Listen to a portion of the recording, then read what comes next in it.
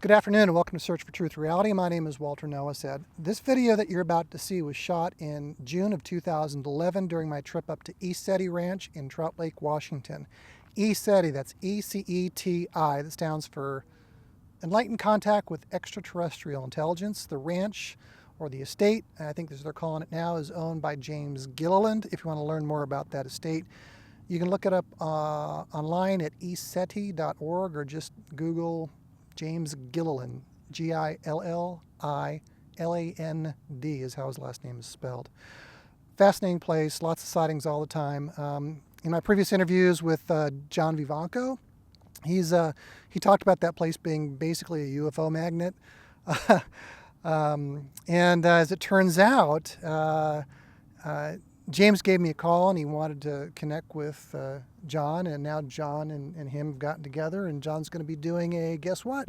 He's doing a 3 or 4 day, I think it's a 4-day workshop up at ECETI Ranch for remote viewing. That'll be this May 2018. So go out to the ECETI.org events page and you'll learn about it. Getting to the purpose of this video, as I said, this was shot in June of 2011, and this was shot for my proposed TV show. I had completely forgot that I'd shot this image, so really this is coming out of the archive. I was just going through a bunch of old stuff I had. I'm like, holy cow, look at this gem. Nobody's seen it yet. So anyhow, you're in store for a little treat here because it's James and his brother Jay Gilliland talking about their childhood in Apple Valley, California, and OTC Enterprises, the OTC X1, and this is the craft that Ralph Ring had operated, and the company that he worked for back in 1960, late 1959, 1960 timeframe. And they talk about their types of contacts that they were having back then in the stir that was created in Apple Valley when there was something that happened there in the mountains. I'll not spoil it for you, but anyhow, here it is. Check it out. Leave your comments there at the end, and if you really, oh, by the way, if you really enjoy these videos and you want to see more, you can help me out by going out to my Patreon page and checking out what I have to offer. That's patreon.com. Same name as this channel, Search for Truth Reality. Thanks again for watching, and here we go. All right, so yeah, you're asking me about Ralph Ring and Otis Carr and the UFO shop, you might say, that was going on there, the lab.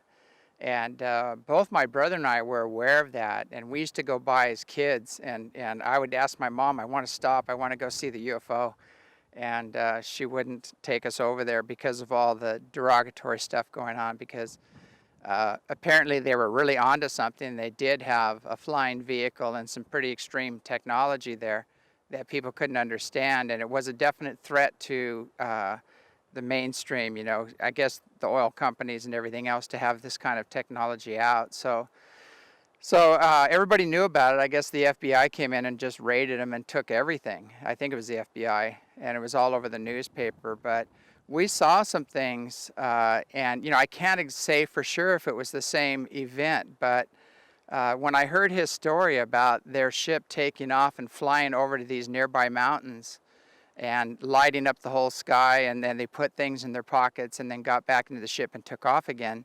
What's interesting is we were living there at that time, and the Rattlesnake Mountains, which are the UFO lab, I guess, was in Hesperia, California, right off the highway there. And the mountains, Apple Valley, California, is right next to Hesperia. And then behind that is, if you go further, what would that be, northeast, I think it is, the Sidewinder Mountains are out there. And that was where the whole mountains just lit up. Something landed over there, lit the entire sky up. Everybody was buzzing about it. There were some witnesses that saw where this event landed or appeared. And they went up there with jeeps and couldn't find anything, you know, other than a few footsteps, and that was it. So there was nothing left behind. But it was all over the town, and everybody was abuzz with it, you know, when we were kids. And this is my brother Jay here, and he was also a part of that. Maybe you can tell what you experienced. Yeah, my memory's not really good, but I can tell you what I do remember. And basically, what I remember is driving by many, many times. Then they had a sign out in front, and it had like a UFO actually a disc-shaped object on the sign with their logos below it and stuff like this. And I was always interested in asking, what is that? What's going on at this place? Whatever. But I would always never really get an answer, and it would just get sloughed off. And as far as seeing things, I'm thinking I saw things, a lot of things up there in the sky. This one event that he's talking about, I do remember that. I didn't see the flash in the sky or anything, but I do remember the huge buzz around town about it.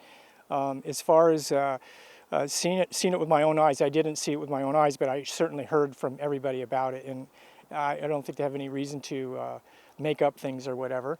But I do remember that building and going by there all the time, and I was just completely attracted to that. The other thing I remember is sleeping outside a lot during the summers at night and seeing objects in the sky. And there's some other things that happened too in our bedroom, but I don't want to talk about. Maybe I don't want to go there right now, but there were some visitors seemed to come to our place quite often, and you know, I don't know if I really want to go into that right now, but I do have the memories of that very much intact in me like that, and I've actually done some hypnosis with that and stuff for recall. But I mean, I have the memory without even recall, without even hypnosis. I can still remember some of the stuff going on. So I'm not really sure what else I need to say or validate about this, but Well, that's great. Thanks for sharing all that. I remember when I was a kid. I got the biggest screws I could, and I was trying to screw this door shut that went to the outside of our bedroom. And I remember everybody said, "Why are you doing that?" I mean, my dad asked me, "Why are you screwing the doors?" And I said, "Something comes through those doors. This door's not going to open again." You know? I can remember him imploring my parents to please seal the doors, keep the doors shut. I'm not sure if that would do any good, but No. at least for a little kid's idea, that might have seemed something to do that was secure concerning what was maybe going on there. So I guess that's all about I have to say right now. Thank you so much. All right. Thank you. That was